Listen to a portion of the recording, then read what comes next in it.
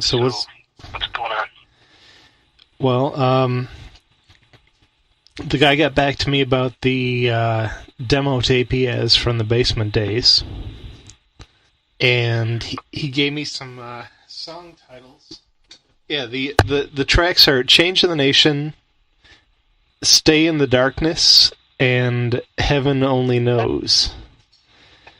Stay in the Darkness? Yeah. And I was supposed to be on these tracks? Well, that's what he says. He's got an early Basement tape, and it's those are the song titles are "Heaven Only Knows," "Stay in the Darkness," and "Change the Nation." And they're like old. I mean, from what he says, they're Basement tracks. I mean, because you recognize the ones that Marshall was on. Well, I mean, I know his voice when I hear it. I mean, I'm just wondering if these were, like, just some pseudo-names that someone came up with, or were these actually the names of the tracks that were written on the tape, and if so, whose handwriting was on the tape? Because, I don't remember writing any songs with those titles or participating in any songs with those titles. Okay.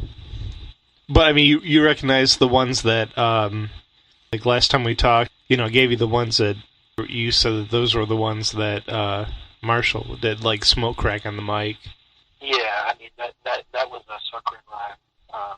And then, like, Don't Chew With Your Mouth Full. Yeah, I mean, that was, I think that was a written one that Marshall did. That was his track. Well, I mean, those are the ones that he says he has. And he's not really interested in sharing those songs. I mean, he doesn't want to put them online. He wants to just keep the tape he has, and I'm guessing that he wants to try and sell it at some point, and try to get, like, a good amount of money for it. But my thought, as a music enthusiast, is just like the actual songs are not that important. It's the history behind the item. I mean, if you have a rare original that's valuable. Yeah, I don't have any of that kind of stuff. Well, but I mean, those songs. Do you still have those songs? 'Cause you copied all that stuff, or at least made digital versions of it. Yeah, and I gave it to Butter, and Butter said that he gave it to Marshall, but but then I don't even remember. I might have just been like so out of it at the time that I didn't really understand what was going on, because I don't know if he ever received copies of it or not, and that's always been my concern, is that, like, because I noticed that I had extra copies here, and I was like, well, maybe it's just, I mean, all the original tapes Butter has, Okay. I mean, I'm just saying that, all the people who were involved in the original material are still out there, and it seems like everyone's got a different feeling about how to be involved with it. It's like you got a lot of talents out there, people who have made some great stuff and aren't really communicating. Yeah. I don't know, like, what's going on with it's just my concern is just been whether or not Marshall ever got the copies of the stuff. Right. I mean, well, I mean, they cut you a check. But it's kind of stressful, just having. I mean, it's kind of stressful even just like having copies of the stuff to me. It's like I don't, because I mean, there's nothing to do with it at this point, and other than, and it's like I mean, if Marshall would call me and be like, "Give me that," I would give it to him, But I feel like what the shadiest people are, and like as much controversy as already negative controversy had been created with the wrong tapes falling into the wrong hands, like I just didn't want to give it to anybody but Marshall himself. You know what I'm saying? Right. But I mean, who cut you the check? I mean, because years ago, when you spent the time to double that stuff from cassette to digital, I mean, you put the time in, and my impression, or what I understood was that the payoff was that you'd get a check for what, $5,000 or whatever. The thing is that at the time, Marshall was making it seem like everything was cool, between us, that we had cleared up all misunderstanding and that we were going to be, in better contact and all that kind of stuff. Right. And and I was kind of taken aback when I because I had asked for a little bit of money to just help get on my feet, so that I could get a car, and he agreed to do that, and then they created something where I could do some work for them in order to get the money, and that made sense. But then on top of it, basically they just tried to get me to sign this paperwork and all that stuff, man. And I was just like, well, I wasn't really thinking about it at the time, and I was just like, well, I just trusted Marshall, and so that just created a bad situation because he totally just fell out with me at that point.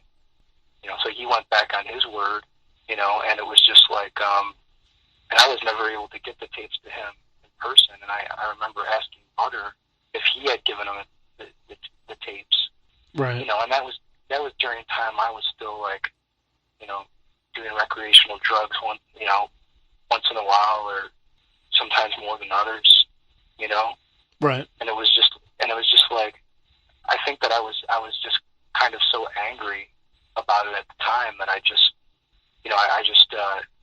forgot. When I asked him, he said yes. I just kind of forgot about it, and then I found, when I was going through my stuff, I found extra copies. He knows how to get a hold of me. I mean, what do you recommend I should do, given my situation? When you were approached initially with paperwork, they said it wasn't Marshall that came up to you and said, "Here's some paperwork to sign." Wasn't it? Well, I mean, it's just one of those things where it's just like, it's kind of like it's kind of like a shitty thing to do, But I trust it. I'm thinking more like, okay, well, whatever, he's my brother. He's not gonna mess me over, And I wasn't really thinking about what I was doing. I mean, I still feel wronged about that. I think that was. I mean, on one hand, I kind of understand a little bit of it, but on the other hand, it's just like. Well, I mean, that was after the situation with the Source, right? I mean, that was. They said there were racist lyrics in the freestyles, and years ago. If he wants to, to work it out with me, then it can be worked out. Well, I mean, time is. I can't really, do anything about it if I can't get a hold of him. I mean, it's like I talked to him and it was like, it's just the same old thing. It's like, oh yeah, I'll be in touch. And it's like, here I am, trying to work on some shit that actually would be awesome. And he I don't know, man. It's just, I'm just basically trying to communicate, as much as I can. But, it's like, I don't. I mean, I have no idea what's going through his head. Right. It's just like, I mean, when I put those few songs out there, it was like, he said, well, I guess you did what you felt you had to do, And it's like, because I had to explain to him that I was just like, trying to, basically cry out for help, hey, what the hell, I've tried several times, several ways, what's going on, is it in my head, I didn't know, because in my head, it's just like, whatever, if you take a look at the stuff I've done online the last couple of years, I mean, some of it might be a little bit out there, but I mean, it's like I'm a person that's trying to do right and find a way to like make a difference in the world. And I hope I've made that obvious. Mm-hmm. It's just, and now I'm trying to follow through on trying to make something out of everything that I've learned through that process, and it's with or without him, basically. But I wanted, because I always wanted to work with him, on doing something, if at least in some way, even if it's like only just very limited. Well, you said before that you guys talked about back in the day that if someone would make it, if in the industry, that you'd help each other out. Right. I mean, it's like D12, got some hands up as far as like reaching back and going into basement history. It's kind of, well, it's like part of the problem with me has always been, indecision over what exactly to do. Coming up with something like solid that could be something to work on. And it's like now I feel like I've kind of, that's kind of like come into focus, and it's just so now I'm trying to get that done, and I'm just wondering like does it even matter anymore? It's like I'm trying to like keep the faith, and it's just like I don't even know like. I mean, if he would call, then those kind of things could be discussed.